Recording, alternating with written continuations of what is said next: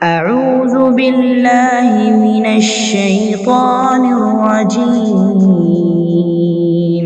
بسم الله الرحمن الرحيم السلام عليكم ورحمة الله وبركاته.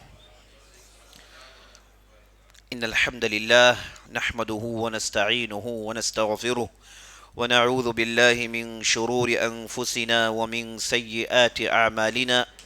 من يهده الله فلا مضل له ومن يضلل فلا هادي له، وأشهد أن لا إله إلا الله وحده لا شريك له، وأشهد أن محمدا عبده ورسوله.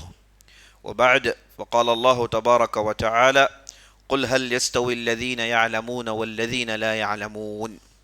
وقال عليه الصلاة والسلام: من سلك طريقا يلتمس فيه علما سهل الله له به طريقا إلى الجنة. صدق الله ورسوله صلی اللہ علیہ وسلم. تمام قسم کی تعریفیں و بڑائی اللہ رب العالمین کے لیے ہے، جو ہمارا مالک حقیقی ہے، خالق حقیقی ہے، مدبر حقیقی ہے، اور رب العالمین ہے، مالک ارض و سما ہے، خالق کائنات ہے. درود و سلام ہو محمد بن عبداللہ الہاشمی پر، جنہیں اللہ تعالیٰ نے سارے کائنات کے لیے رحمت بنا کر مبعوث کیا. میں اللہ رب العزت کی بارگاہ میں دعا کرتا ہوں کہ اللہ تعالیٰ جس طرح ہمیں اس مبارک مجلس میں جمع کیا ہے، اسی طرح ہمیں جنت الفردوس میں جمع کریں، آمین یا رب العالمین. موضوع ہمارا رمضان کی ان مبارک راتوں میں تاریخ قرآن ہے. اسے جڑی ہوئی بہت ساری باتیں، بہت ساری شخصیتیں ہم نے آپ کے سامنے لانے کی کوشش کی. آج ہم ایک ایسی ہی شخصیت لانے والے ہیں جن کا تعلق قرآن سے ہے اور جن کا تعلق علم سے ہے، اور صحابہ کے درمیان جنہیں علماء کی حیثیت حاصل تھی، ایک بہت بڑے عالم دین کی حیثیت حاصل تھی. دین کے احکامات، حلال و حرام کا سب سے زیادہ صحابہ میں علم رکھنے والے تھے. یہ اگرچہ کہ مدینے میں ان کی پیدائش ہوئی اور یہ مدینے میں اسلام قبول کرتے ہیں، لیکن آپ صلی اللہ علیہ وسلم کی صحبت سے اتنا کچھ سیکھ لیتے ہیں، اتنا کچھ جان لیتے ہیں، گویا کہ یہ ان لوگوں میں سے بن گئے جنہوں نے شروع میں بالکل اسلام قبول کیا تھا. اس شخصیت کا تعلق علم سے ہے اور اس شخصیت کا تعلق علماء سے ہے. علم و علماء یہ وہ ہیں جنہیں اللہ سبحانہ و تعالیٰ بہت زیادہ پسند کرتا ہے. اگر آپ سے پوچھا جائے اللہ سے سب سے زیادہ ڈرنے والے کون ہیں، تو آپ ضرور بتائیے کہ یہ ہیں علماء، کیونکہ اللہ نے قرآن میں ارشاد فرمایا: انما یخشی اللہ من عبادہ العلماء. اللہ سے تو حقیقی معنی میں ڈرنے والے وہ ہیں جن کے پاس اللہ نے علم رکھا ہے. جس کسی کے پاس علم آتا ہے، خاص طور پر شریعت کا علم، خاص طور پر اللہ اور اللہ کے رسول کا علم، تو یہ اللہ سبحانہ و تعالیٰ کو زیادہ پہچاننے لگتے ہیں. جو کوئی اللہ کو زیادہ پہچانے، لازماً اللہ سے وہ سب سے زیادہ ڈرنے لگتا ہے. جتنا اللہ کے قریب بندہ ہوتا ہے، اتنا وہ اللہ سے زیادہ ڈرتا ہے. ہم نے ملائکہ کے ذریعے سے ایسی بہت ساری مثالیں دیکھی.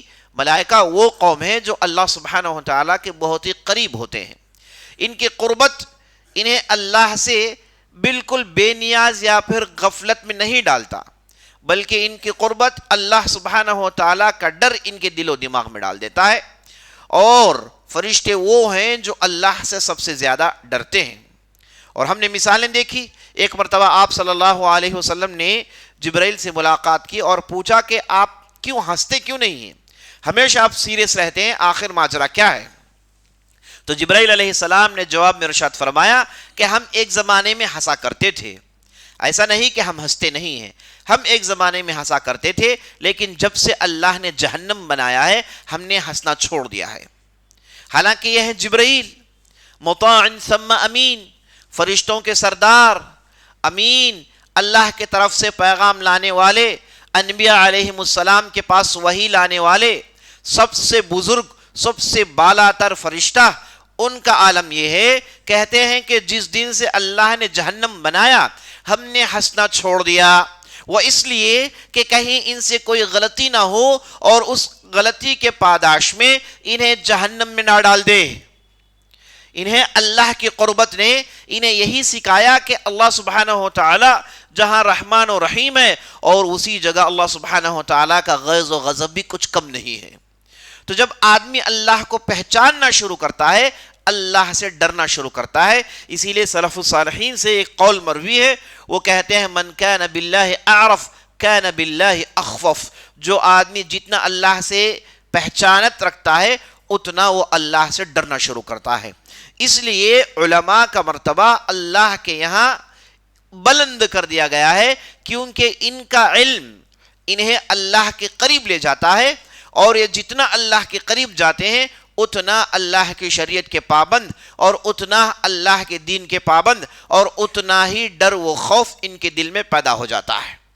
اسی لیے اللہ نے کہا انما یخشی اللہ من عبادہ العلماء، اللہ کے بندوں میں اللہ سے ڈرنے والے تو صرف اللہ کے بندوں میں اللہ سے ڈرنے والے صرف العلماء، علماء ہیں۔ علماء سے مراد جن کے پاس کتاب و سنت کا علم ہو، جس کے پاس اللہ کے کتاب کا علم ہو، نبی صلی اللہ علیہ وسلم کی سنت کا علم ہو، ان کا یہ مرتبہ ہے۔ اللہ نے قرآن میں ایک دوسری جگہ ارشاد فرمایا قل هل يستوي الذين يعلمون والذين لا يعلمون، اے نبی صلی اللہ علیہ وسلم آپ پوچھ لیجئے جن کے پاس علم ہے اور جن کے پاس علم نہیں، یہ کیا دونوں ایک ہو سکتے ہیں؟ کیا آگ اور پانی ایک ہو سکتے ہیں؟ اندھا اور دیکھنے والا دونوں ایک ہو سکتے ہیں؟ ویسے کیا جن کے پاس علم ہے اور جن کے پاس علم نہیں، کیا یہ دونوں ایک ہو سکتے ہیں؟ جواب ہے کہ نہیں۔ ایک دوسری جگہ اللہ نے ارشاد فرمایا یا اللہ نے ارشاد فرمایا کہ یرفع اللہ الذین آمنوا منکم والذین اوتوا العلم درجات، اللہ سبحانہ و تعالی اپنے بندوں میں جو لوگ دین پڑھتے ہیں، دین سیکھتے ہیں، اللہ کے دین کے قریب آتے ہیں تعلیم کے ذریعے سے، ان کے درجات کو اللہ بلند کرتے رہتا ہے۔ ایسا نہیں کہ ایک مرتبہ کیا چھوڑ دیا، نہیں، جتنا یہ علم سیکھتے جائیں گے، جتنا وہ عمل کرتے جائیں گے، جتنا اس راہ میں آگے بڑھتے جائیں گے، ان کے درجات کو اللہ بلند کرتے رہتا ہے، بلند کرتے رہتا ہے، بلند کرتے رہتا ہے۔ تو یہ ایک علم ایک ایسی راہ ہے جس میں آدمی بلند مراتب حاصل کر سکتا ہے۔ اسی لیے آپ صلی اللہ علیہ وسلم نے حدیث میں ارشاد فرمایا من سلک طریقا یلتمس فیہ علما سہل اللہ لہ بہ طریقا الی الجنہ، جس کسی نے علم کی راہ کو اختیار کی، علم سیکھنے سکھانے کے راستے کو چنا، اس کے لیے اللہ سبحانہ و تعالی جنت کے راستے کو آسان کر دیتا ہے۔ معنی کیا ہے کہ آدمی علم سیکھتا ہے تو یہ راستے میں چلنے والا الٹیمیٹلی اینڈ اپ کرے گا جنت میں، یہ راستہ ختم ہوتا ہے جنت میں، کیونکہ علم کی راہ میں شیطان نہیں چلتا، علم کی راہ میں جاہل لوگ نہیں چلتے، بلکہ علم کی راہ میں وہی چل سکتے ہیں جو واقعی اللہ کے دین سے محبت رکھتے ہیں، واقعی اللہ سبحانہ و تعالیٰ سے ڈرتے ہیں، واقعی ان کے اندر وہ قربانی کا جذبہ ہوتا ہے، واقعی ان کے اندر وہ دین پر عمل کرنے کا جذبہ ہوتا ہے، تو ایسے ہی لوگ اس راستے پر چل سکتے ہیں۔ تو جو کوئی بھی اس راستے پر چلتا ہے، اس کے لیے نبی صلی اللہ علیہ وسلم نے کہا کہ اس کے لیے جنت کی راہ آسان کر دی گئی ہے۔ آپ صلی اللہ علیہ وسلم بھی علم سیکھنے سکھانے والوں کو بہت پسند کرتے تھے، انہیں اپنے قریب رکھتے تھے۔ ایک صحابی تھے جن کا نام تھا قبیصہ، یہ دور دراز علاقوں سے مدینے میں آتے تھے، بار بار آتے تھے علم حاصل کرنے کے لیے۔ تو ایک مرتبہ آپ صلی اللہ علیہ وسلم نے انہیں دیکھا، ان کے جذبے کو دیکھا، ان کا نام تھا قبیصہ۔ کہا یا قبیصہ، اے قبیصہ جان رکھو تم جس چیز کے لیے میرے پاس آتے ہو، جو چیز جاننے کے لیے میرے پاس آتے ہو، اسے علم کہا جاتا ہے۔ تم اس راہ میں اپنے علاقے سے نکلے ہو، راستے میں تم پہاڑ، پتھر، شجر، حجر، نہر، ان تمام چیزوں سے گزر کر آئے ہو، جان رکھو یہ تمام کی تمام چیزیں تمہارے حق میں دعا کرتی ہیں، تمہارے حق میں دعا کرتی ہیں۔ یہ پتھر، یہ پیڑ، یہ پودے، یہ سمندر، یہ صحرا، یہ سب علم سیکھنے والے کے حق میں دعا کرتے ہیں۔ ایک دوسری روایت میں آپ صلی اللہ علیہ وسلم نے یہاں تک کہہ دیا حتی الحیتان فی البحر، یہاں تک کہ سمندر کی جو مچھلیاں ہیں وہ بھی دین سیکھنے والے پر دعائیں بھیجتی ہیں، ان کے حق میں استغفار کرتی ہیں، سمندر کی مچھلیاں۔ تو یہ تمام خوبیاں، یہ تمام مرتبے اللہ کے رسول صلی اللہ علیہ وسلم نے اس لیے بیان کیے تاکہ علم سیکھنے کی راہ لوگ اختیار کریں، اس راستے میں چلیں، کیونکہ اسی راستے میں چل کر ہی ہم اللہ کے دین کی حفاظت کر سکتے ہیں۔ جو آدمی دین پڑھتا ہے، دین سیکھتا ہے، یہ مجاہد سے اس کا بڑا درجہ ہے۔ مجاہد جو تلوار لے کر میدان میں اترتا ہے، لمحے بھر کے لیے لڑتا ہے اور اس کے بعد شہید کر دیا جاتا ہے، لیکن جس کے پاس علم ہوتا ہے وہ علم کے ہتھیار کو لے کر دشمنان اسلام کے خلاف لڑائی کا اعلان کرتا ہے، جنگ کا اعلان کرتا ہے، اور ساتھ ساتھ یہ چیلنج دیتا ہے کہ میں جس دین میں ہوں، یہ اللہ کا دین، یہ اللہ کی کتاب، اس کے اندر شک و شبہ کی کوئی گنجائش نہیں، اگر تمہارے اندر دم ہو تو ثابت کر کر دکھاؤ۔ تو یہ ایسے لوگوں کے خلاف اپنے قلم سے، اپنے علم سے، اپنی زبان سے جہاد لڑتا ہے۔ یہ اہل علم ہی کر سکتے ہیں، جس کے پاس علم ہے وہی کر سکتا ہے۔ تو اللہ اور اللہ کے رسول نے علم والوں کو بہت ان کی ستائش کی، بہت انہیں سراہا، اور آپ صلی اللہ علیہ وسلم نے اپنے آس پاس صرف علم سیکھنے والوں کو قربت دی۔ جس کسی کے پاس علم تھا آپ صلی اللہ علیہ وسلم نے انہیں اپنے قریب کیا اور علم سیکھنے سکھانے کو پروموٹ کیا، مختلف اینگلز میں، مختلف مرحلوں میں۔ جب بھی آپ صلی اللہ علیہ وسلم کو موقع ملا علم سیکھنے سکھانے والوں کو آگے کیا۔ تو آج ہم جس مجلس میں، اس مجلس میں اسی طریقے سے ایک اہل علم کی زندگی آپ کے سامنے لانے والے ہیں۔ ان کا نام ہے معاذ بن جبل رضی اللہ عنہ۔ معاذ بن جبل رضی اللہ عنہ، آپ صلی اللہ علیہ وسلم نے ارشاد فرمایا استقرئوا من اربعہ، استقرئوا القرآن من اربعہ، چار لوگوں کے پاس، اے لوگوں جاؤ جا کر ان سے قرآن سیکھو، چار لوگوں کے پاس جاؤ جا کر ان سے قرآن سیکھو، آپ صلی اللہ علیہ وسلم نے کہا۔ اس میں آپ صلی اللہ علیہ وسلم نے نام لیا ابی بن کعب کا، جن کی زندگی ہم نے دیکھ لی۔ اس کے بعد آپ صلی اللہ علیہ وسلم نے نام لیا زید بن ثابت کا، جن کی زندگی ہم نے دیکھ لی۔ اس کے بعد تیسرے درجے میں آپ صلی اللہ علیہ وسلم نام لیا معاذ بن جبل کا، جن کی زندگی کے حالات آپ کے سامنے اب آنے والی ہیں۔ اور چوتھے کا نام ہے ابو زید، یہ بھی ایک بلند پائے صحابی تھے، دوسری روایتوں میں سالم مولا حذیفہ کا نام آتا ہے۔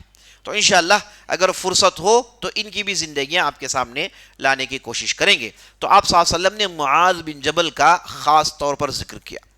ایک مجلس میں آپ صلی اللہ علیہ وسلم نے کہا نعم الرجل معاذ، نعم الرجل معاذ، نعم الرجل معاذ، معاذ کتنا اچھا آدمی ہے، معاذ کتنا اچھا آدمی ہے، معاذ کتنا اچھا آدمی ہے۔ اللہ اکبر۔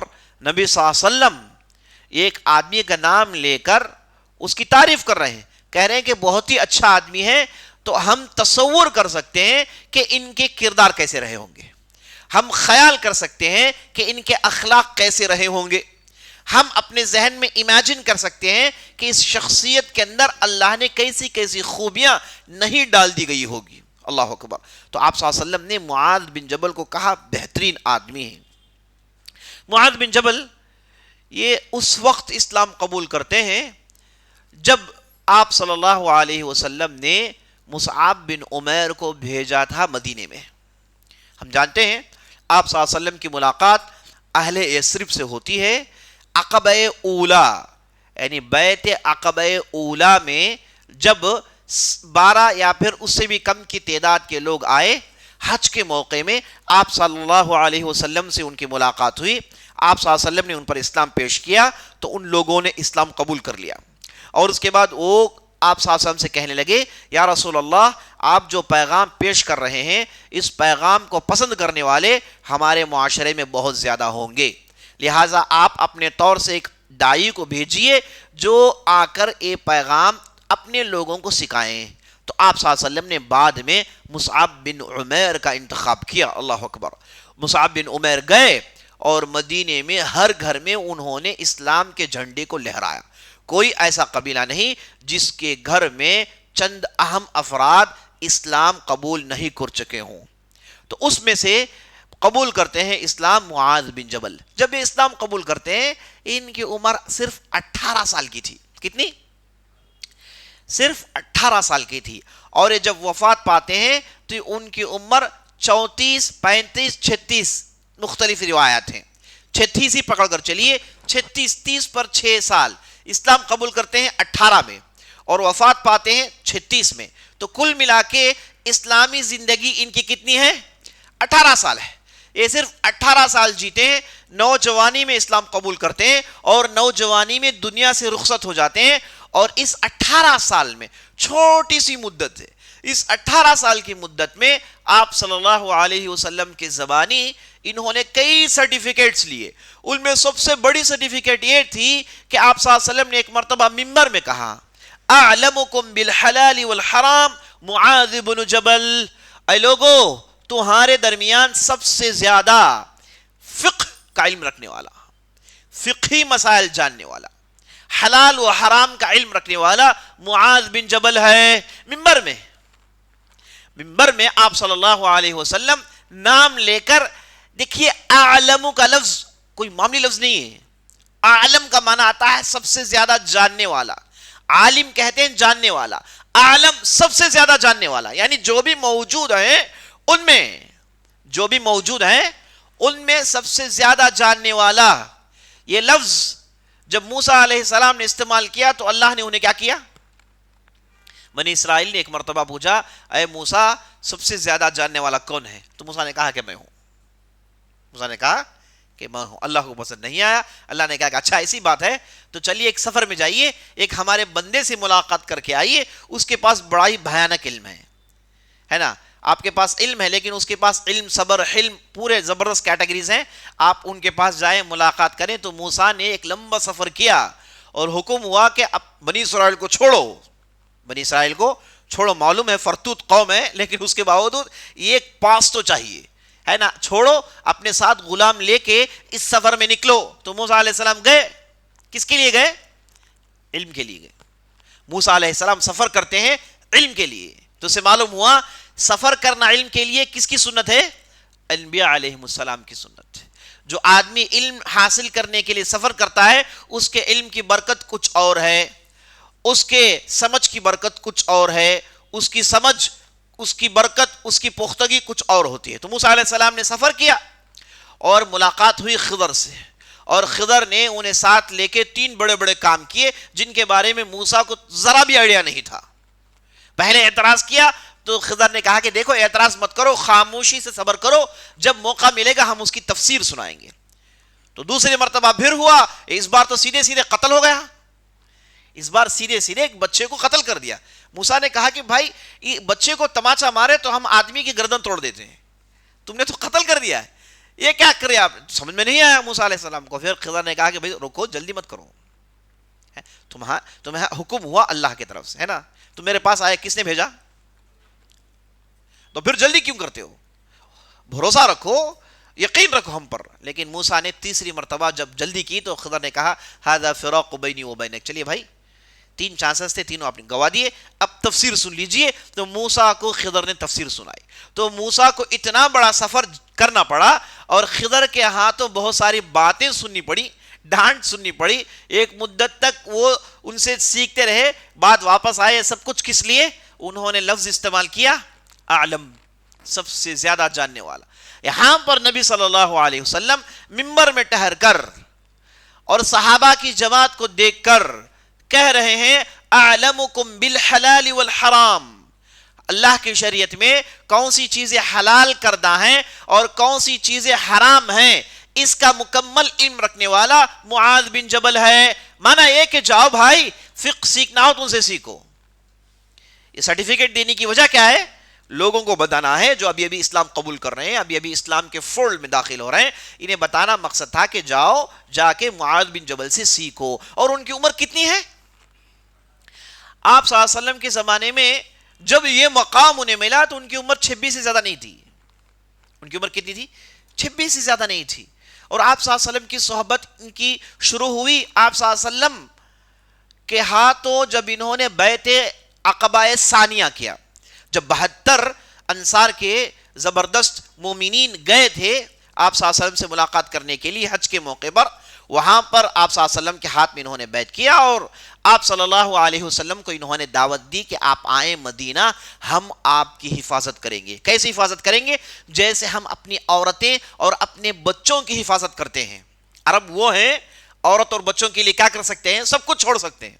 اسی لیے عربوں کی لڑائیوں میں وہ میدان میں عورت بچے لے کر آتے ہیں, اس لیے کہ جیے تو جیے, مرے تو مرے, واپس نہیں جائیں گے, کیونکہ پیچھے عورتیں ہیں, ان کی حفاظت مقصود ہے. تو صحابہ نے کہا یا رسول اللہ, یعنی ان کی طرف سے یہ سب سے ٹاپ کا جملہ تھا. انہوں نے کہا کہ جیسے ہم اپنی عورتیں اپنے بچوں کی حفاظت کرتے ہیں ویسے ہم آپ کی حفاظت کریں گے. تو انہوں نے بیک زبان عباس بن عبد المطلب کے سامنے کہا, تو بعد میں آپ صلی اللہ علیہ وسلم ہجرت کرنے کے لیے تیار ہوئے. تو جو 72 آئے تھے اس میں کون تھے؟ معاذ بن جبل رضی اللہ عنہ بھی موجود تھے. تو یہاں سے آپ صلی اللہ علیہ وسلم کی صحبت کا سفر شروع ہوتا ہے. بعد مدینہ چلے جاتا ہے, بعد میں آپ صلی اللہ علیہ وسلم ہجرت کر کے مدینہ پہنچتے ہیں تو آپ صلی اللہ علیہ وسلم کے ساتھ بالکل چپک جاتے ہیں. یہ اونچے آدمی تھے اور چہرہ ان کا کافی گول تھا اور بڑے گورے اور صاحب جمال تھے. آدمی دیکھتے ہی خوش ہو جاتا تھا اور بولنے کا انداز بہترین تھا, الفاظ چن چن کر بولتے تھے. صحابہ کہتے ہیں کہ جب بھی گفتگو کرتے گویا کہ ان کے منہ سے موتیاں جھڑ رہی ہیں. تو یہ ان کے اوصاف تھے. ٹھیک ہے, یہاں سے ان کی صحبت شروع ہوئی. آپ صلی اللہ علیہ وسلم کے ساتھ رہے, بدر کی لڑائی میں شامل رہے, احد کی لڑائی میں شامل رہے. کوئی ایسی لڑائی نہیں جس میں یہ آپ صلی اللہ علیہ وسلم کے ساتھ شامل نہیں رہے ہوں. پورے لڑائیوں میں آپ صلی اللہ علیہ وسلم کے ساتھ رہے اور آپ صلی اللہ علیہ وسلم سے ہمیشہ سیکھتے رہے. اور آپ صلی اللہ علیہ وسلم ان کے لیے جہاں خاص ان کے لیے سٹیٹس دی, ویسے ان کے لیے خاص الفاظ محبت کے استعمال کرتے تھے. ایک مرتبہ آپ صلی اللہ علیہ وسلم اونٹ میں سوار ہو کے جا رہے تھے تو راستے میں معاذ بن جبل مل گئے. تو معاذ نے کہا کہ اے معاذ پیچھے چڑھ جاؤ. معاذ سے کہا کہ اے معاذ میرے پیچھے چڑھ جاؤ. یہ صرف خاص لوگوں کے لیے, سب کے لیے نہیں. تو معاذ بن جبل آپ صلی اللہ علیہ وسلم کے پیچھے چڑھ گئے. ایک اونٹ ہے, 2 سوار ہیں پیچھے کے حصے میں, اور آپ صلی اللہ علیہ وسلم آگے دیکھ رہے, پیچھے معاذ ہے. چھوٹا سا سفر ہے, مدینہ پہنچنا ہے. تو آپ صلی اللہ علیہ وسلم تھوڑی دیر کے بعد کہتے ہیں اے معاذ انی احبک, کہتے ہیں اے معاذ میں تمہیں چاہتا ہوں. تو معاذ بن جبل جو پیچھے بیٹھے ہیں ان کے پیر ہل گئے, انہیں یہ جملہ سننا تھا, ان کے ہوش و حواس ختم ہو گئے. اتنا تعجب ہوا کہ سرور کائنات معلم البشریہ یہ لفظ ان کے حق میں کہہ رہے ہیں, تو سعادت خوشی اس سے بڑھ کے اور کیا ہو سکتی ہے. تو معاذ بن جبل نے کہا یا رسول اللہ میں بھی تمہیں چاہتا ہوں. پھر آپ صلی اللہ علیہ وسلم خاموش رہ گئے. پھر آپ صلی اللہ علیہ وسلم نے کہا اے معاذ. پیچھے سے معاذ نے کہا لبیک یا رسول اللہ. لبیک کا مطلب میں سن رہا ہوں یا اللہ کے رسول. تو پھر خاموش رہ گئے. پھر دوسری مرتبہ بلایا, کہا یا معاذ اے معاذ. پیچھے سے معاذ بن جبل نے کہا لبیک یا رسول اللہ. پھر تیسری مرتبہ بلایا اور تیسری مرتبہ خاموش رہے. اس کے بعد کہا اے معاذ کیا تمہیں معلوم ہے اللہ کا حق بندوں پر کیا ہے اور بندوں کا حق اللہ پر کیا ہے. بندے اللہ کے حق میں کیا کریں. تو معاذ بن جبل جو صحابہ کا وطیرہ تھا کہا اللہ و رسولہ اعلم. ہو سکتا ہے جواب سوچ کر دیں صحابہ, لیکن دیتے نہیں تھے, کیونکہ یہاں پر کیا ہے دماغ لڑانے کا مقام نہیں ہے, غلطی ہو جائے گی. ہاں تو سیدھے آپ سرنڈر ہو جائیے. تو معاذ بن جبل نے کہا اللہ و رسولہ اعلم. تو اس کے بعد نبی صلی اللہ علیہ وسلم نے کہا کہ بندوں کا حق خدا پر یہ ہے کہ وہ اللہ کے ساتھ کسی اور کو شریک نہیں کریں, اللہ ہی کی عبادت کریں, اللہ کے ساتھ کسی اور کو شریک نہیں کریں. پھر تھوڑی دیر کے لیے آگے بڑھتے ہیں. پھر پوچھتے ہیں کہ کیا اے معاذ تمہیں معلوم ہے اللہ کا حق بندوں پر کیا ہے. بندوں کا حق اللہ پر یہ ہے کہ وہ اللہ کے علاوہ کسی اور کی عبادت نہیں کریں گے. اللہ کا حق بندوں پر کیا ہے اے معاذ. معاذ کہتے ہیں اللہ رسولہ اعلم, اللہ اور اللہ کے رسول ہی بہتر جانتے ہیں۔ تو نبی صلی اللہ علیہ وسلم نے کہا کہ وہ جب اللہ کے علاوہ کسی اور کی عبادت نہیں کرتے تو بدلے میں اللہ سبحانہ وتعالی انہیں سزا نہ دیں۔ جو کوئی بھی اللہ ہی کی عبادت کرتے ہیں، شرک نہیں کرتے، اللہ سبحانہ وتعالی انہیں سزا نہیں دیتا ہے۔ یہ اللہ کا حق ہے بندوں پر، یہ اللہ کا حق ہے بندوں پر۔ تو معاذ بن جبل یہ جملہ سننے کے ساتھ بہت خوش ہو جاتے ہیں، یعنی جس کسی کے پاس بھی توحید ہو اللہ اسے عذاب نہیں دے گا، بہت خوش ہو جاتے ہیں۔ تو کہتے ہیں یا رسول اللہ یہ تو بہت بڑی بات آپ نے بتا دی، کیا یہ بات میں اپنے لوگوں کو نہیں بتاؤں؟ تو آپ صلی اللہ علیہ وسلم نے کہا کہ اے معاذ رک جاؤ، اگر تم بتاؤ گے تو لوگ خام و خواہ کا غلط استعمال کریں گے اس کا، اور یہ سوچ کر غلطیاں کرنے لگیں گے کہ میں تو توحید میں آ گیا، میرے پاس تو توحید ہے، اس کے بعد وہ غلطیاں گناہ میں پڑے رہیں گے جو ان کے لیے مصیبت بن سکتی ہے، اس لیے یہ چیز کو تم لوگوں کو مت بتاؤ۔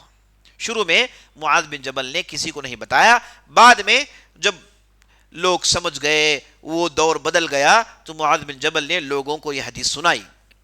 تو اسے معلوم ہوا معاذ بن جبل آپ صلی اللہ علیہ وسلم کے کتنے قریب ہوا کرتے تھے۔ ایک صحابی ہے، ایک تابعی ہے جن کا نام ابو مسلم الخولانی، یہ کہتے ہیں کہ ایک مرتبہ میں دمشق گیا تو میرے سے پہلے مدینے سے چند لوگ آئے تھے، ان کے استقبال کے لیے پورا دمشق جمع ہو گیا، تو میں دیکھ رہا ہوں کہ مدینے سے ایک نوجوان آیا ہے، اسے ایک طرف بٹھا دیا گیا ہے اور اس کے اطراف پورے بزرگ بیٹھے ہوئے ہیں، دینی گفتگو ہو رہی ہے، جب وہ کہیں پھنس جاتے تو سب پلٹ کے اس نوجوان کو دیکھتے اور یہ نوجوان جواب دیتا تو سب مطمئن ہو جاتے۔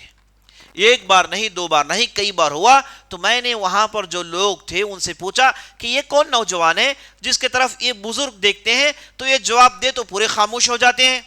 تو وہ صاحب نے کہا یہ ہیں اللہ کے نبی صلی اللہ علیہ وسلم کے زبانی سرٹیفکیٹ حاصل کرنے والے، اعلمکم بالحلال والحرام، حلال و حرام کا سب سے زیادہ علم رکھنے والا، یہ ہے معاذ بن جبل، یہ ہے معاذ بن جبل۔ تو اسے معلوم ہوا کہ ان کا مرتبہ امت کے پاس کتنا بڑا تھا۔ ایک مرتبہ آپ صلی اللہ علیہ وسلم مسجد میں داخل ہوتے ہیں، جمعے کا موقع تھا، معاذ بن جبل انتظار میں بیٹھے ہیں کہ آپ صلی اللہ علیہ وسلم کب نکلیں گے، تو انہوں نے اپنے انگلیوں کو دوسری انگلیوں میں ڈالا ہوا تھا، اس انداز سے بے قراری سے بیٹھے تھے، تو آپ صلی اللہ علیہ وسلم کو یہ بیٹھنا بہت پسند آیا، اور اس کے بعد کہا اے معاذ، تو معاذ نے کہا ہاں لبیک یا رسول اللہ، کہا انی احبک، میں تمہیں چاہتا ہوں، میں تمہیں چاہتا ہوں۔ تو معاذ بن جبل نے کہا فداک ابی و امی یا رسول اللہ، میرے ماں باپ آپ پر قربان جائیں یا رسول اللہ۔ تو اس کے بعد معاذ کو بلا کے کہا معاذ میں تمہیں ایک ایسا جملہ سکھاتا ہوں، اسے کبھی نہیں چھوڑنا، ہر نماز کے بعد اسے پڑھنا، کبھی اسے چھوڑنا نہیں۔ پھر آپ صلی اللہ علیہ وسلم نے سکھایا کہو اللہم اعنی علی ذکرک و شکرک و حسن عبادتک، کہو اللہم اعنی علی ذکرک و شکرک و حسن عبادتک، اے اللہ میری مدد کر، بڑا حسین جملہ، اے اللہ میری مدد کر، علی ذکرک تیرے ذکر کو تازہ کرنے کے لیے، و شکرک اور تیرا شکر گزار بننے کے لیے میری مدد کر، اور تیری عبادت کو بڑے اچھے انداز میں ادا کرنے کی توفیق بخش۔ تین چیزیں، پہلا اللہ کے ذکر کے لیے مدد طلب کر رہے ہیں، اللہ کا شکر ادا کرنے کے لیے اللہ کی مدد طلب کر رہے ہیں، اور نمبر تین عبادت کو اچھے انداز میں کرنے کے لیے اللہ سے مدد طلب کر رہے ہیں۔ اس میں تعجب کی بات یہ ہے کہ ذکر، شکر، عبادت یہ تینوں ہم اللہ کے لیے کر رہے ہیں، اور مدد بھی کس سے مانگ رہے ہیں؟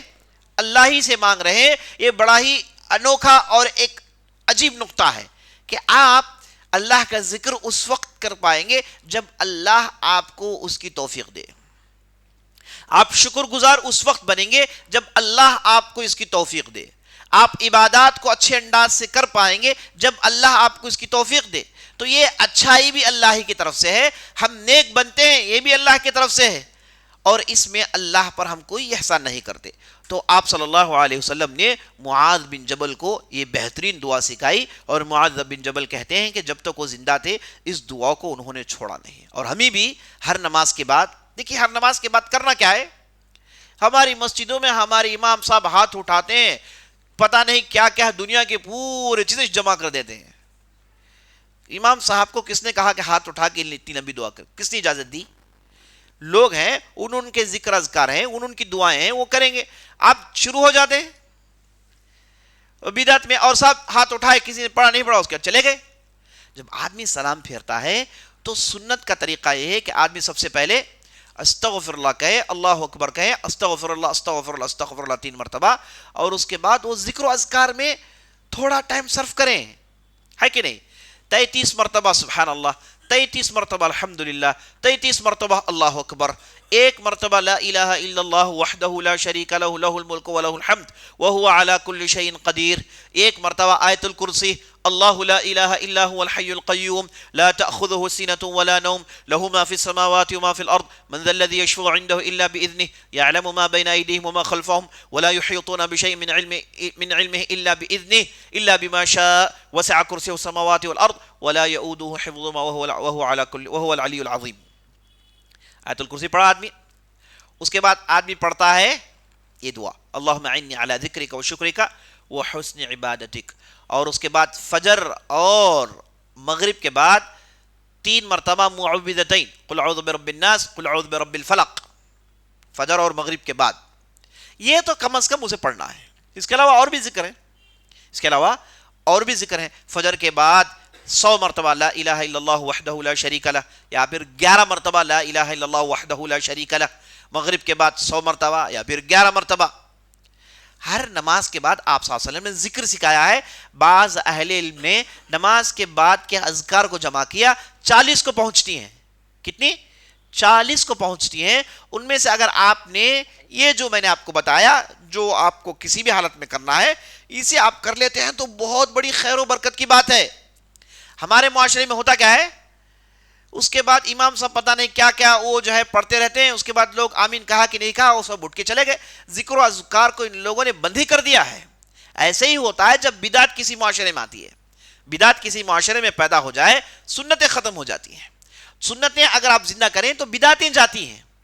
لیکن افسوس یہ دعا کون کرتا ہے؟ دیکھیں آپ صلی اللہ علیہ وسلم نے معاذ بن جبل کو پورے نقطے کے ساتھ، پورے سمجھ کے ساتھ سمجھایا کہ بھائی ہر نماز کے بعد آپ اسے لا تدعن دبر کل صلاح، ہر نماز کے بعد اس دعا کو مت چھوڑنا، اس دعا کو نہ چھوڑنا، اس دعا کو پڑھ کر رہنا. کون پڑھتے ہیں؟ ہمارے معاشرے میں فرض نماز کے بعد پڑھتے ہی نہیں ہیں. وجہ کیا ہے؟ کہ بدعتیں شروع ہو گئی. اللہ حفاظت فرمائے.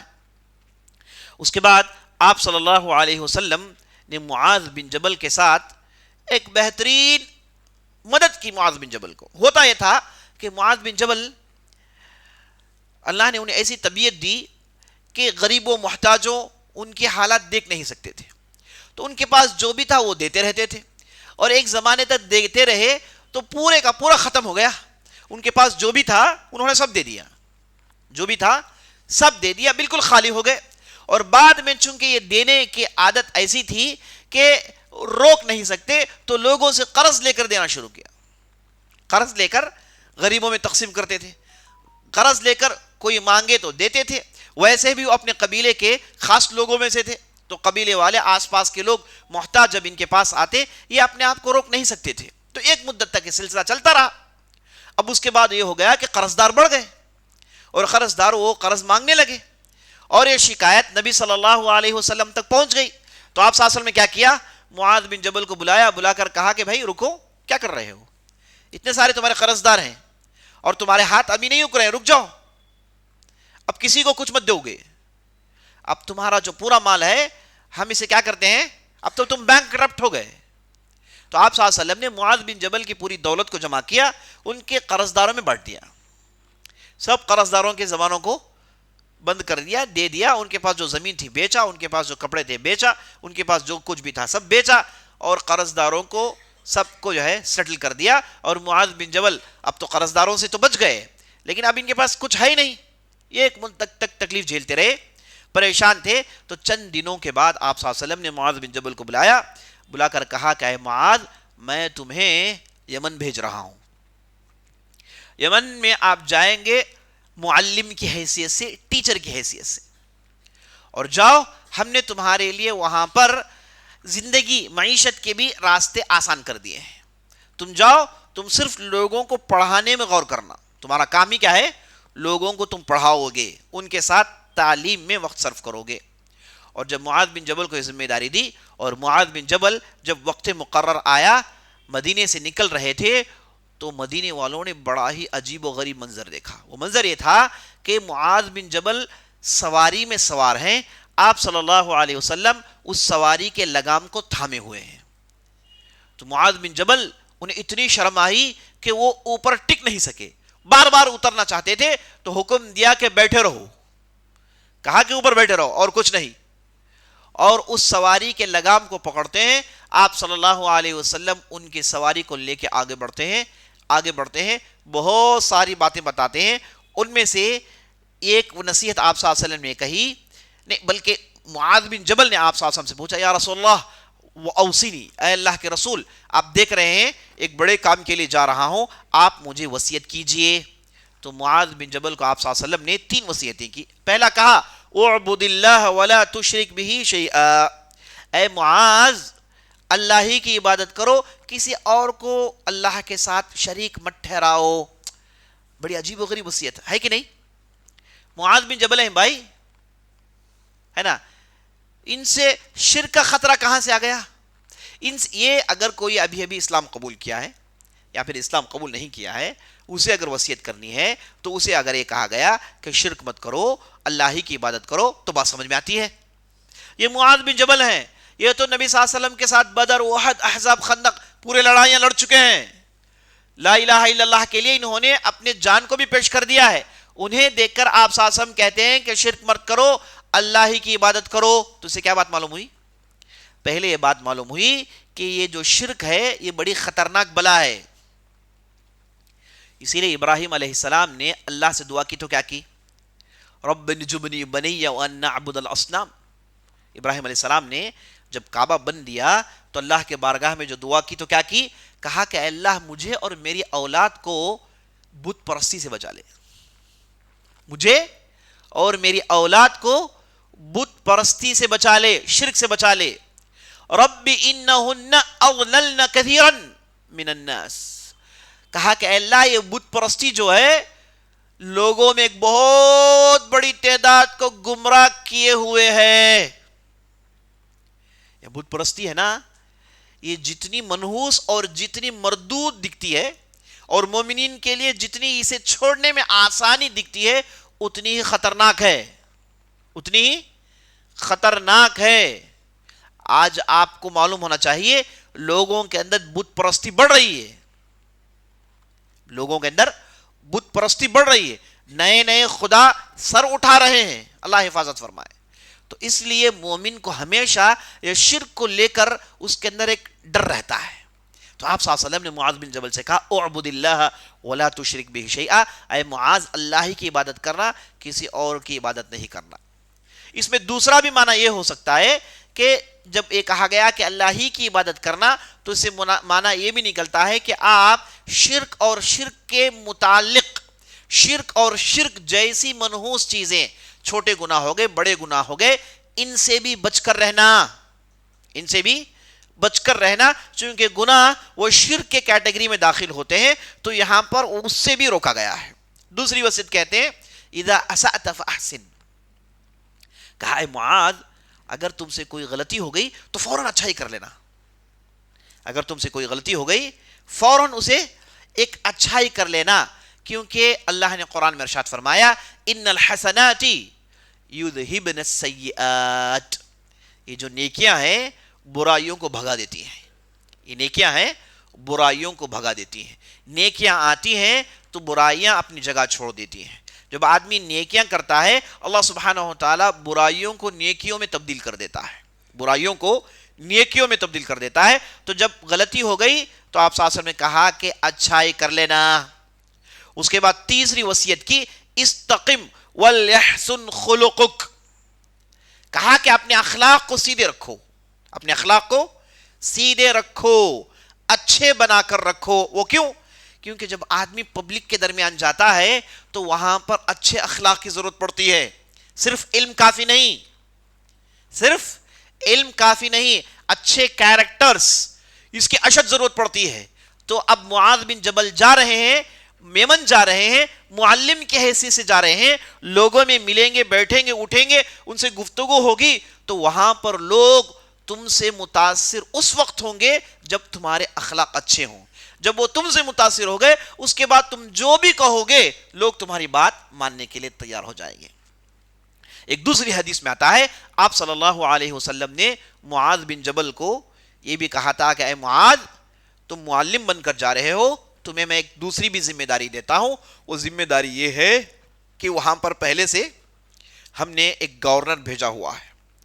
وہاں پر آپ صلی اللہ علیہ وسلم نے یمن میں کبھی ابو موسیٰ اشعری کو بھیجا اور علی بن ابی طالب کو بھی بھیجا ہے کہ نہیں، اور اس کے بعد آپ صلی اللہ علیہ وسلم نے مختلف صحابہ کو بھیجا تھا. تو اس بار معاذ بن جبل کو آپ صلی اللہ علیہ وسلم نے بھیجا تو کہا کہ دیکھو تمہارا کام ایک یہ بھی ہے کہ لوگوں کے اندر جو ان کے پاس زکوٰۃ کا مال ہے اس مال کو جمع کرو، جمع کر کے غریبوں میں تقسیم کرنا. اور لوگوں کے پاس جب مال زکوٰۃ کا جمع کرو گے تو ان کے مال میں سب سے جو ٹاپ کا مال ہے اسے ٹچ مت کرنا، اور سب سے جو کم کوالٹی کا مال ہے اسے بھی ٹچ مت کرنا. جو بیچ کا میڈیم جو کوالٹی ہے اسے بطور زکوٰۃ لینا. کیا مطلب یہ کہ کسی کے پاس اونٹ ہے، اونٹ کی کئی قسمیں ہیں، قیمتی سے قیمتی اونٹ بھی ہے، سستے سے سستا اونٹ بھی ہے. تو نبی صلی اللہ علیہ وسلم نے کہا اب کسی کے پاس 5 اونٹ ہیں تو ایک اونٹ اسے زکوٰۃ میں دینا پڑتا ہے. تو ایک اونٹ جو آپ زکوٰۃ کے لیے لو گے وہ کیا نہ ہو، کاسٹلی اونٹ نہ ہو، نہ چیپ اونٹ ہو. تو بیچ مڈل جو کیٹیگری ہے، کوالٹی ہے، اسے لے لو، کیونکہ یہ اگر ٹاپ کوالٹی لے لیں گے تو پھر وہ آدمی کو غصہ ہے، نقصان ہے. لو کوالٹی لیں گے جسے ہم دیں گے اسے نقصان ہے.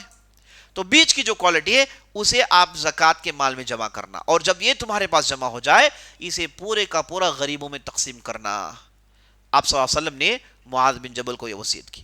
بعض روایتوں میں آتا ہے آپ صلی اللہ علیہ وسلم نے معاذ بن جبل کو چونکہ فقہ ماہر تھے تو فقہ کی بنیادی بات سمجھائی. اللہ اکبر. کہا پوچھا کہ اے معاذ اگر تجھے کچھ مسئلہ پیش آئے تو کیسے فتویٰ دے گا؟ معاذ بن جبل نے کہا یا رسول اللہ میں اللہ کی کتاب کو کھنگالوں گا، دیکھوں گا کہ کہاں اس مسئلے کا حل ہے. اگر مجھے اللہ کی کتاب میں اس کا حل مل گیا تو میں اللہ کی کتاب کے مطابق حل پیش کروں گا. اگر مجھے اللہ کی کتاب میں وہ چیز نہیں نظر آئی تو میں تمہاری سنت میں دیکھوں گا یا رسول اللہ. اگر اس کا حل مجھے وہاں نظر آئے تو میں اس کے مطابق فتویٰ دوں گا. اگر اللہ کی کتاب میں اور میری سنت میں اے معاذ تجھے نظر نہیں آئے تو کیا کرے گا؟ تو معاذ بن جبل نے کہا چونکہ پہلے ہی تعلیم ہو گئی تھی اجتہدو ولا آلو، کہا کہ میں کتاب و سنت کو جوڑ کے یہ جو مسئلہ نیا آیا ہے اس کے لیے حل نکالنے کی کوشش کروں گا. اس کو اہل علم نے کہا اجتہاد. اس کو اہل علم نے کہا اجتہاد. یہ کرنے والے کو مجتہد کہتے ہیں. یہ ہر ایرے غیر نٹو خیرے کا حق نہیں ہے. یہ ہر کوئی یہ کام نہیں کر سکتا. اس کے لیے باقاعدہ کتاب و سنت کا علم اور باقاعدہ احادیث کا علم ہونا چاہیے. اور اہل علم نے آج کے زمانے میں کہا اگر مجتہد کوئی ہونا چاہتا ہے تو اسے علوم اسلامیہ پر بڑا ہی گہرا نظر ہونا چاہیے اور عربی زبان کے مختلف فنون سے اسے واقفیت ہونی چاہیے. اور اس کے بعد کتاب و سنت، موجودہ اہل علم کے اقوال، ان تمام چیزوں پر اس کی نظر ہونی چاہیے. اس مرحلے کو اگر کوئی پہنچنا چاہے تو اس کے لیے کم از کم 65 سال 70 سال لگ جائیں گے آج کے حساب سے. اس سے پہلے کیا ہے؟ اور اس کے بعد آج کے زمانے مجتہدین تقریباً ختم ہو گئے. یہ وہ زمانہ نہیں رہا، یہ تو وہ زمانہ رہا جب ویسے لوگ پیدا ہوتے. اب کیا ہے؟ اب ایک ایک میدان کے ایک ایک مجتہد ہیں. کوئی فقہ کا ہے تو کوئی تاریخ کا ہے تو کوئی عربی زبان کا ہے تو کوئی حدیث کا ہے، کوئی تفسیر کا ہے. یہی ماحول فی الحال موجود ہے. سب فنون میں بیک وقت علم رکھنے والے آج کے زمانے میں تقریباً ناپید ہیں، غیر موجود ہیں. تو آپ صلی اللہ علیہ وسلم نے معاذ بن جبل کو بنیادی بات بتائی اور یہ چیز ایسی تھی جس کے بعد آپ صلی اللہ علیہ وسلم نے آنے والے مسائل کے لیے دروازے کھول دیے. کیونکہ کتاب و سنت میں پورے مسائل کا حل نہیں ہے. کتاب و سنت میں پورے مسائل جو بھی آئیں گے ان کے بنیادی فارمولیز ہیں.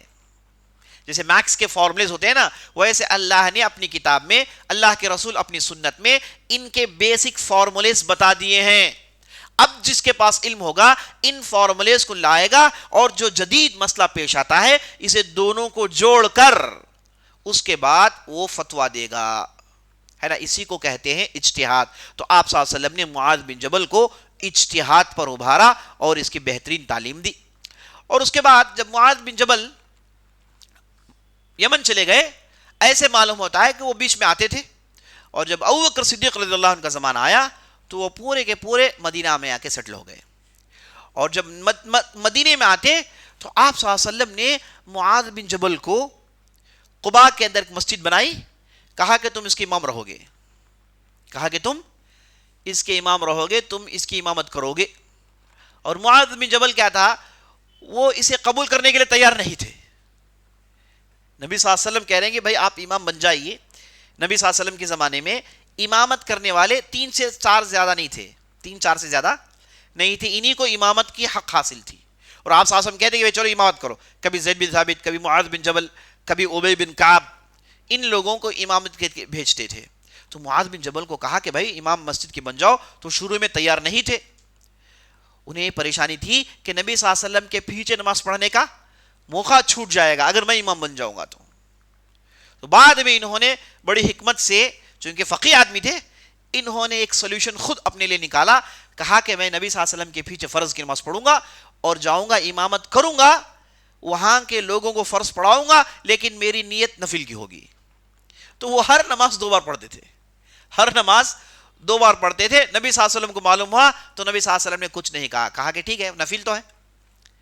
تو ایک بار ہوا یہ کہ معاذ بن جبل جب گئے اپنی مسجد میں، ایک مرتبہ فجر کی نماز پڑھائی تو وہاں کے لوگ، بعض لوگ نماز پڑھنے کے لیے آئے، وہ جو علاقہ تھا وہاں پر کسان زیادہ رہتے تھے، رات پر محنت کرتے تھے۔ تو ایک بار آئے تو معاذ بن جبل نے فجر کی نماز میں بقرہ، آل عمران جو بھی تھا سب پڑھا دیا۔ تو پیچھے جو کھڑے تھے کسان لوگ، ان میں سے بعض لوگ تو کہا کہ ٹھیک ہے گھر میں جا کے کنٹینیو کر لیتے ہیں، تو بعض لوگ چلے گئے گھر، بعض لوگ وہیں بڑھ گئے۔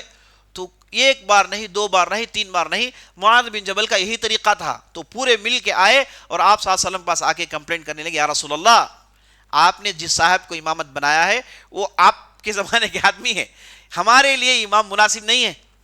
تو نبی صلی اللہ علیہ وسلم کو غصہ گیا، آپ صلی اللہ علیہ وسلم کو غصہ آ رہا ہے تو اس کے پیچھے بہت بڑی حکمت کی بات ہے۔ کہا کہ فوراً بلاؤ معاذ کو۔ تو معاذ آئے، چل کر آئے تو کھڑے ہو گئے، کہا افتان انت یا معاذ، کہا تم فتنہ کرنا چاہتے ہو؟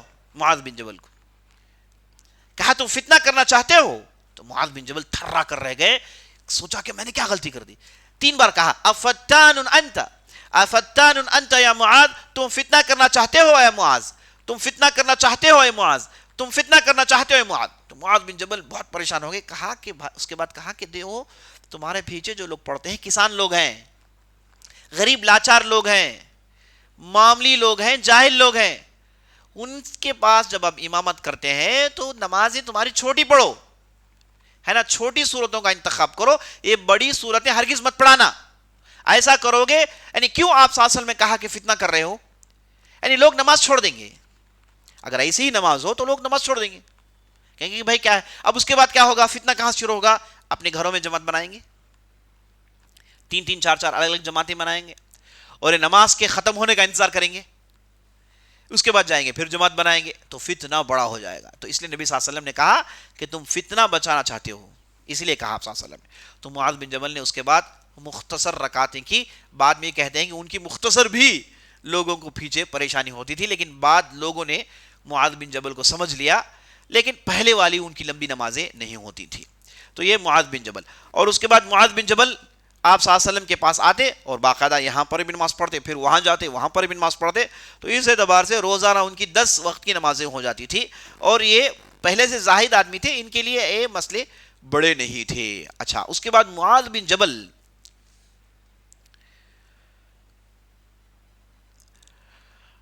ان کی وفات جو ہے بڑی عجیب و غریب حالت میں ہوئی۔ 32 ہجری کا زمانہ تھا تقریباً، یا پھر 34 ہجری کا زمانہ۔ آپ صلی اللہ علیہ وسلم کے زمانے کے بعد یہ زمانہ آیا کس کا؟ ابو بکر صدیق رضی اللہ عنہ کا۔ اس کے بعد عمر بن خطاب رضی اللہ عنہ کا زمانہ آیا، تو عمر بن خطاب نے معاذ بن جبل کو کہا کہ تم ابو عبیدہ کے نائب بن کر جاؤ وہاں پر دمشق کے پاس ایک بہت بڑی لڑائی ہے، اس لڑائی میں شامل ہو جاؤ۔ تو معاذ بن جبل نائب تھے اور اس کے سپہ سالار اعلیٰ تھے ابو عبیدہ بن جراح۔ تو اس لڑائی کے شروع ہونے سے پہلے ان علاقوں میں پلیگ کی بیماری عام ہو گئی، پلیگ کی بیماری عام ہو گئی، یہاں تک کہ عمر بن خطاب جب وہاں پر جانا چاہتے تھے، قریب ہو گئے، تو وہاں پر عبد الرحمن بن عوف نے کہا اے عمر بن خطاب، میں نے نبی صلی اللہ علیہ وسلم سے سنا ہے اگر کسی بستی میں طاعون آ گیا، پلیگ آ گیا، تو اس بستی میں داخل مت ہونا، اور آپ جس جگہ آپ ہیں وہاں طاعون آ گیا تو اس بستی سے نکلنا مت۔ میں نے نبی صلی اللہ علیہ وسلم سے حدیث سنی ہے، تو ہم خواہ کیوں جائیں ادھر، وہاں پر یہ بیماری پھیلی ہوئی ہے۔ تو عمر بن خطاب الٹے پاؤں واپس آ جاتے ہیں، اس بستی میں داخل نہیں ہوتے۔ تو وہاں پر یہ بیماری آ گئی تھی، اس بیماری میں مجاہدین کے 15,000 سے زیادہ لوگ شہید کر دیے گئے، 15,000 سے زیادہ لوگ شہید کر دیے گئے، اور اسی بیماری میں ابو عبیدہ بن جراح کی وفات ہو جاتی ہے۔ ان کی وفات کے بعد معاذ بن جبل کو امیر چن لیا جاتا ہے، اور معاذ بن جبل جب امیر چنے گئے تو انہوں نے لوگوں کو کچھ اور ہی تعلیم دی۔ لوگ یہاں بیماری سے پریشان ہیں، اس بیماری کو بدوا دے رہے ہیں، اس بیماری سے بچنا چاہتے ہیں، تو معاذ بن جبل نے لوگوں کو تعلیم دی اسے بیماری مت سمجھو، یہ اللہ کی نعمت ہے، اسے بیماری مت سمجھو، یہ اللہ کی نعمت آئی ہے، اسے دیکھ کر تو تمہیں خوش ہونا چاہیے، یہ تمہیں اللہ کے پاس لے کر جانے کے لیے آئی ہے۔ انہوں نے اس بیماری کی تعریف کی، لوگوں کو موت پر ابھارا، کہا کہ کہاں بھاگ رہے ہو، اللہ کے موت سے بھاگ رہے ہو، کیا تمہیں کافی نہیں، تم نے جو زندگی گزاری اس میں تمہارے لیے عبرتیں نہیں ہیں، اتنی کافی نہیں تمہاری زندگی، اور کیا زینت جینا چاہتے ہو؟ تو معاذ بن جبل نے لوگوں کو کچھ اور ہی تعلیم دی، اور اسی بیماری میں وہ خود وفات پا جاتے ہیں، اور اس بیماری میں ان کی 2 بیویاں بھی وفات پا جاتی ہیں، ان کے 2 بچے بھی وفات پا جاتے ہیں، یعنی ان کی پوری نسل ختم ہو گئی اس بیماری میں، سبوں کو وہیں دفن کر دیا گیا ہے۔ تو اس وقت انہوں نے لوگوں کو جو تعلیم دی، لوگوں کے درمیان انہوں نے جو تقریریں کی، بڑی عجیب و غریب تقریریں تھیں، اور اس زمانے میں یہ تہجد کی نماز میں جو دعا کرتے تھے، مورخین نے اسے ریکارڈ کیا ہے، اور بہترین انداز سے انہوں نے دعائیں کی۔ اس میں سے ایک مشہور دعا دیکھیے جو ریکارڈ ہوا ہے، وہ یہ ہے، کہتے تھے اللہم قد نامت العیون وغارت النجوم وانت حی قیوم اللہم طلبی للجنہ بطیء وحربی من النار ضعیف وَهُدًا تَرُدُّهُ إِلَيَّ يَوْمَ الْقِيَامَةِ، کہتے تھے اے اللہ تہجد میں، اے اللہ لوگوں کی آنکھیں سو گئی، ستارے چھپنا شروع ہو گئے، اور اے اللہ تیری ذات ہے جو ہمیشہ قائم دائم رہتی ہے، حی و قیوم، ہے نا، اسم العظم، اس کی تفسیر ہم نے کر دی۔ اس کے بعد کہا اللہم طلبی للجنت بطیء، اے اللہ جنت کے لیے میری کوششیں کمزور ہیں، کہتے کیا ہے، اے اللہ جنت کے لیے میری کوششیں کمزور ہیں، جہنم سے چھٹکارا حاصل کرنے کے لیے میری کوششیں کم ہیں، جنت حاصل کرنے کے لیے میری کوششیں کمزور ہیں، جہنم سے بچنے کے لیے میری کوششیں کم ہیں، رب العالمین اے اللہ میں تجھ سے ایک ایسے تحفے کا انتظار کر رہا ہوں تو مجھے قیامت کے دن دے گا، اے اللہ میں تجھ سے ایسے تحفے کا مانگتا ہوں، ایسے تحفے کا تجھ سے میں انتظار کرتا ہوں جسے تو مجھے دے گا قیامت کے دن۔ یہ ان کی تہجد کی دعا تھی جو لوگوں نے سنا، لوگوں نے سے ریکارڈ کیا۔ ان کی 2 بیویاں تھی، آپ لوگ کہیں گے کہ ایک ہی سے تو مسئلہ ہے، ان کے پاس تو 2 بیویاں تھی، اور دونوں کے درمیان انہوں نے ایسا انصاف کیا،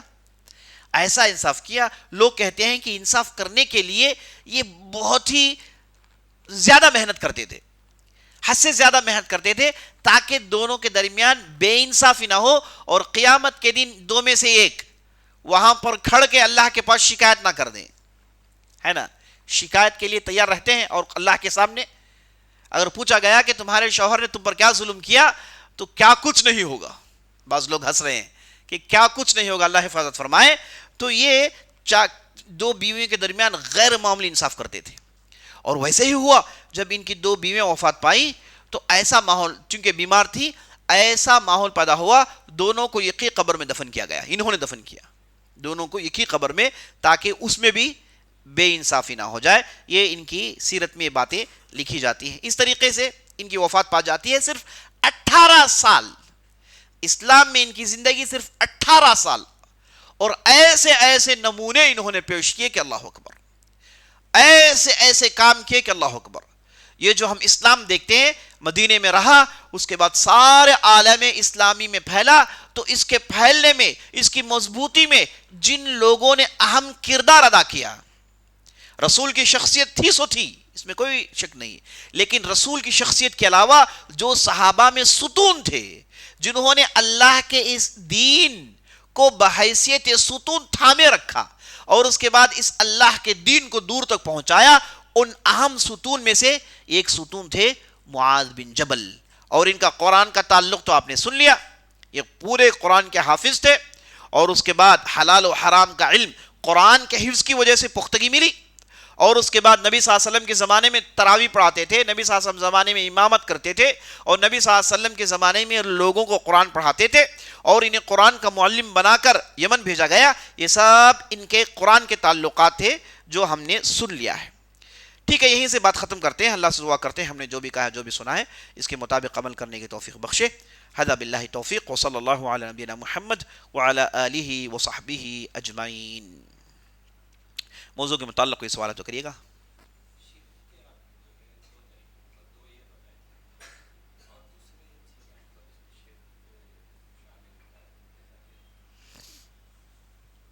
دیکھیے، شرک کے دو قسمیں ہیں، ایک بڑا شرک، ایک چھوٹا شرک. بڑا شرک جس میں صریح شرک ہے، غیر اللہ کو صریح بلایا گیا ہے. چھوٹے شرک میں جیسے تعویذ گنڈے ہو گئے، غلط الفاظ کا استعمال ہو گیا جس میں شرک کی بو آتی ہے. نبی صلی اللہ علیہ وسلم نے اسے، جیسے غیر اللہ پر قسم اٹھانا اور تعویذ گنڈے باندھنا، بدشگونی لینا، آپ صلی اللہ علیہ وسلم نے انہیں شرک اصغر کہا ہے. تو یہ ہے، پتہ نہیں آپ کس طرف اشارہ کر رہے ہیں.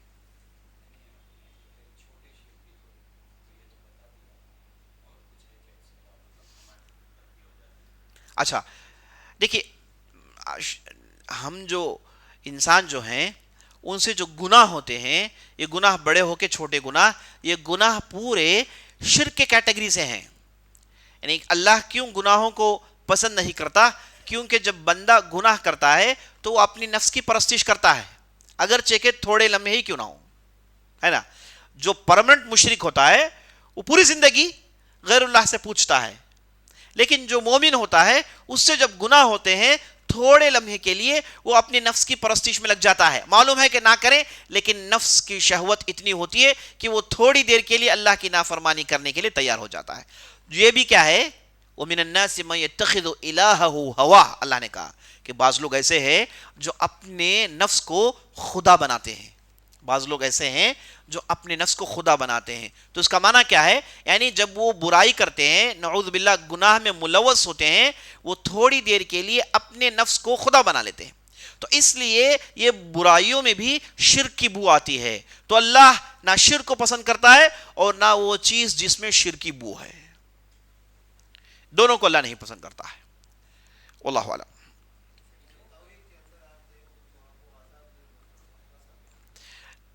جو سوال کر رہے ہیں کہ جو حدیث میں معاذ بن جبل کی بات یہ آئی تھی کہ جو توحید میں ہے انہیں اللہ کا عذاب نہیں ہے، تو یہ حدیث اگرچہ کہ جنرل ہے، لیکن دوسری حدیثیں اس حدیث کو ریسٹرکٹ کرتی ہیں، ہے کہ نہیں. جیسے وہ حدیث جس میں گناہ کرنے پر جہنم میں جانے کا ذکر آیا ہے، بندے مومن بھی گناہ کرے گا، کبائر کرے گا، اللہ اگر چاہے تو اسے جہنم میں ڈالے گا. تو اس حدیث کو ہم سنیں گے اور توحید کی اہمیت جانیں گے اور اللہ کے رحمت کی وسعت جانیں گے، اور ساتھ ساتھ دوسرے احادیث کو جوڑ کر اس حدیث کو سمجھنے کی کوشش کریں گے. دوسرے احادیث کو ہم جوڑتے ہیں تو یہ بات معلوم ہوتی ہے کہ آدمی توحید میں رہنے کے باوجود اپنے گناہوں کی وجہ سے ہو سکتا ہے کہ جہنم جائے. اگر اللہ اسے معاف کر دے تو بڑی بات ہے، اگر اللہ معاف نہیں کرتا تو جہنم جائیں گے. احادیث سے یہ معلوم ہوتا ہے کہ بعض اللہ کے رسول صلی اللہ علیہ وسلم کی امتی جو توحید میں تھے وہ اپنی گناہوں کی وجہ سے تھوڑی دیر کے لیے، مطلب ایک مدت کے لیے جہنم میں جائیں گے. ان گناہوں کو جہنم میں جلایا جائے گا اور جب وہ پاک ہوں گے تو انہیں جنت میں ڈالا جائے گا. جیسے بعض لوگوں کے تعلق سے آیا ہے کہ وہ گناہوں کی وجہ سے جہنم جائیں گے اور وہ انہیں جلایا جائے گا، اتنا جلایا جائے گا کہ وہ بالکل ایک کالی کپڑے کے ٹکڑے کے برابر ہو جائیں گے، بعد میں اسے اٹھا کر جنت کے نہر کا پانی پلایا جائے گا تو وہ تر و تازہ ہو جائے گا آدمی، ہے نا؟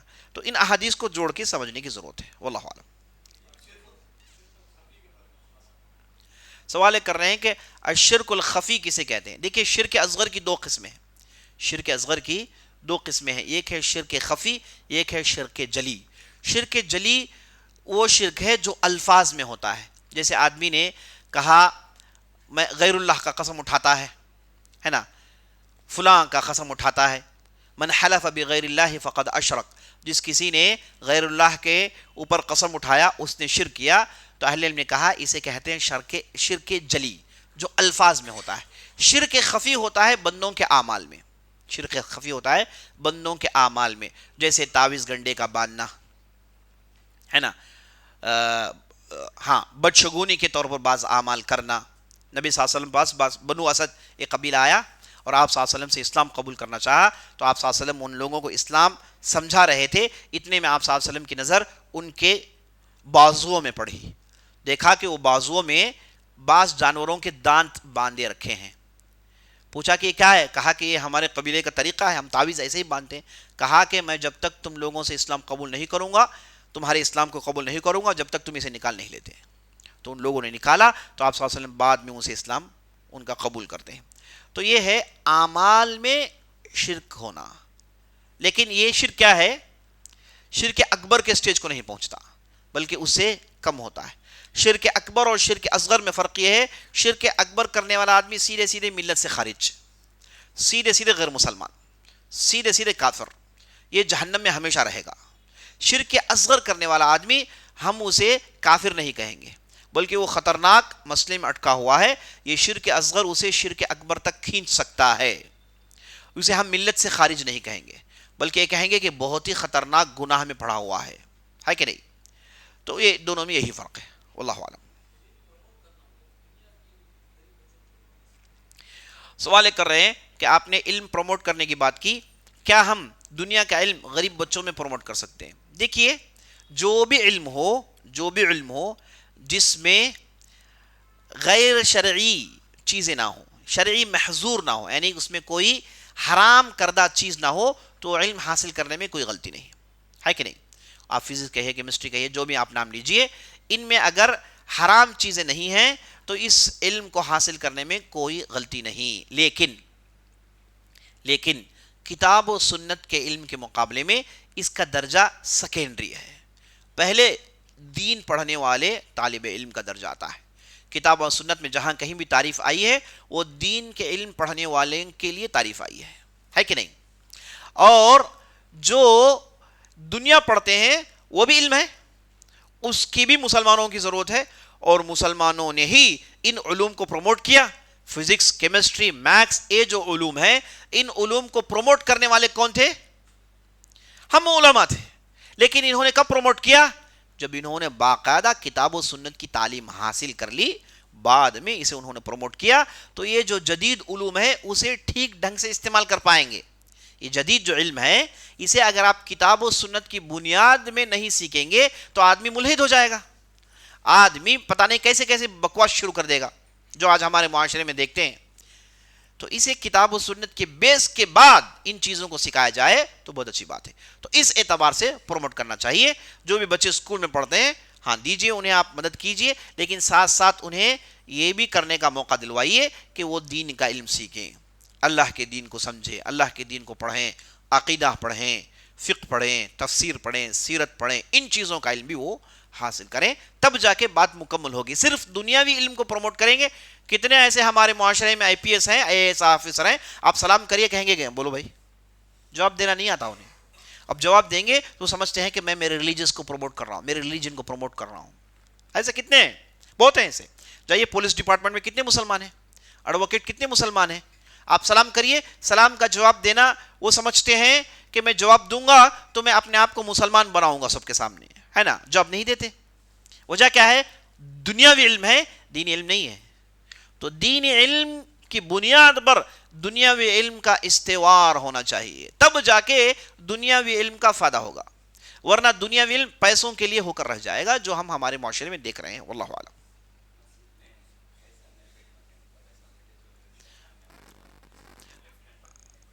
ہاں مسجد میں خاص طور پر جمعے کی نماز میں آپ صلی اللہ علیہ وسلم نے تشبیک سے روکا ہے. تشبیک کہتے ہیں دونوں انگلیوں کو ایسے ڈال کر, اسے کہتے ہیں تشبیک, کیونکہ بعض قوموں کے پاس عبادت کرنے کا یہی طریقہ ہے, ایسے ہی وہ اپنے خداؤں کو پوجتے ہیں. تو ہم مسلمان جو بھی دوسرے لوگ ان کی عبادات میں کرتے ہیں ان چیزوں کو ہمیں کرنا نہیں چاہیے, ہے نا. اسی لیے بہت ساری چیزیں حرام ہیں, جیسے جب سورج شروع ہوتا ہے نماز پڑھنا حرام ہے, غروب ہوتا ہے نماز پڑھنا حرام ہے. کیوں حرام ہے؟ کیونکہ ان اوقات میں غیر مسلمان ان کے خداؤں کو پوجتے ہیں. آپ اس جگہ اپنے خدا کو پوچھ کے یہ مکسیشن پیدا مت کرو, یہ مقصد ہے اس کا. تو یہ جو انگلیاں ڈالنا ہے جمعے کے دن اس لیے روکا گیا ہے کہ بعض لوگ ان کے پاس ان کے خداؤں کے پوجنے کا ایسا ہی طریقہ ہوتا ہے, اس لیے جو ہے نبی صلی اللہ علیہ وسلم نے روکا ہے. واللہ اعلم. بیٹھ سکتے ہیں, بیٹھ سکتے ہیں. کوسا نہیں, دیکھیے جہاں تک مجھے معلوم ہے جمعے کے موقع پر 2 انگلیوں میں انگلی ڈال کر بیٹھنے کو جو ہے کراہت بیان کیا گیا ہے. اب دوسرے بیٹھنے کے طریقے ہیں, تو فی الحال میرے ذہن میں کوئی چیز ایسی نہیں آ رہی ہے. فی الحال میرے ذہن میں وہ چیز نہیں آ رہی ہے, میں چیک کر کے بتاتا ہوں آپ کو انشاءاللہ. ہاں, زکوٰۃ الفطرہ کے تعلق سے پوچھ رہے ہیں کہ زکوٰۃ الفطر کسے دیں اور اس کے بعد یہ کتنے دن پہلے دے سکتے ہیں. زکوٰۃ الفطر عزیز ساتھیوں ان لوگوں کو دیا جائے گا جن کے پاس عید کے دن کھانے پینے کے سامان نہ ہو, ایک دن ان کے پاس خوشی کے سامان نہ ہو. ایسے لوگوں کو ڈھونڈ کر زکوٰۃ الفطر دینی چاہیے, ہے کہ نہیں, یا پھر کم از کم وہ زکوٰۃ لینے کے مستحق ہوں, انہیں زکوٰۃ الفطر پہنچانی چاہیے. ایک نمبر 2, یہ جو زکوٰۃ الفطر ہے اسے آپ, بعض اہل علم نے کہا کہ اسے آپ فجر کے بعد فرض نماز سے پہلے, مطلب فرض نماز کے بعد عید کی نماز سے پہلے نکالنا پڑے گا. یہی اس کا سب سے ٹاپ وقت ہے, سنت کا وقت ہے. اگر آپ 1 دن 2 دن آگے کر لیتے ہیں تو کوئی حرج نہیں. اگر آپ 10 دن پہلے دے رہے ہیں لیکن ایک آرگنائزیشن کو آپ دے رہے ہیں, وہ آرگنائزیشن والے یہ وقت مقرر پر غریب کو پہنچائیں گے, لیکن وہ سامان لینے کے لیے, دوسری چیزوں کے لینے کے لیے آپ سے پہلے ہی پیسے لیتے ہیں تو کوئی حرج نہیں. غریب کے ہاتھ میں اس ٹائم پر اگر پہنچ رہا ہے, آپ نے آگے دے دیا تو کوئی حرج نہیں انشاءاللہ, انشاءاللہ. واللہ اعلم. سوال کر رہے ہیں کہ کیا عورتیں گھر میں اعتکاف کر سکتی ہیں؟ بعض اہل علم نے یہ کہا ہے اگر گھر میں ان کے پاس نماز پڑھنے کے لیے کوئی خاص جگہ ہو جہاں پر وہ عبادت میں مصروف رہ سکتی ہیں اور وہاں پر وہ کوئی ڈسٹربنس نہیں ہے, بعض گھروں میں ایسے ہوتا ہے وہاں پر وہ صرف نماز پڑھتے ہیں, ایسی کوئی جگہ گھر میں ہو تو وہاں پر اعتکاف کرنے میں کوئی حرج نہیں انشاءاللہ عورتوں کے لیے. واللہ اعلم. نفل نماز سوال کر رہے ہیں کہ نفل نماز کیا 3 رکعت پڑھ سکتے ہیں؟ دیکھیے نفل نماز ہو کہ سنت ہو, اسے آپ ہے نا آڈ نمبرز میں پڑھیں گے, مطلب ایون نمبرز میں پڑھیں گے, مطلب 2 4 6. صرف وتر کی نماز آپ آڈ نمبرز میں پڑھیں گے, 1 3 5 7 9. تو نفل 3 رکعت نہیں ہوتی, 2 رکعت پڑھیے یا پھر 4 رکعت پڑھیے. واللہ اعلم.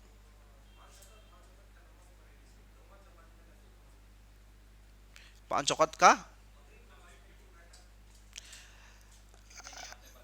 نہیں ہو سکتا ہو, 2 رکعت پڑھ کے سلام پھیر لے ہوں, پیچھے کے لوگ اٹھ کے مکمل کر لیتے ہوں, ایسا بھی ممکن ہے. سوال کر رہے ہیں کہ پہلی جماعت اور دوسری جماعت کیا دونوں کا ایک ہی ثواب ہے؟ نہیں. بعض اہل علم نے صاف کہا ہے, نبی صلی اللہ علیہ وسلم نے کہا صلاۃ الفرد افضل, صلاۃ الجماعت افضل من صلاۃ الفرد ب25 درجہ. حدیث میں آیا ہے, نبی صلی اللہ علیہ وسلم نے کہا کہ جماعت کی نماز فرد کی نماز سے 25 گنا زیادہ بہتر ہے, بعض میں 27 گنا زیادہ بہتر ہے. تو اس میں حدیث میں الجماعہ کا جو لفظ آیا ہے, اس تعلق سے اہل نے کہا اس میں اللہ کے رسول نے کہا, پڑھنے کے بعد اس لفظ کا معنی یہ پیدا ہوتا ہے یہ جو پہلی جماعت ہے وہ, تو پہلی جماعت ہے وہ, اسے اکثر اہل علم نے کہا ہے. لیکن بعض حدیث سے معلوم ہوتا ہے کہ جماعت سے آدمی نماز پڑھنا منفرد نماز پڑھنے سے بہتر ہے.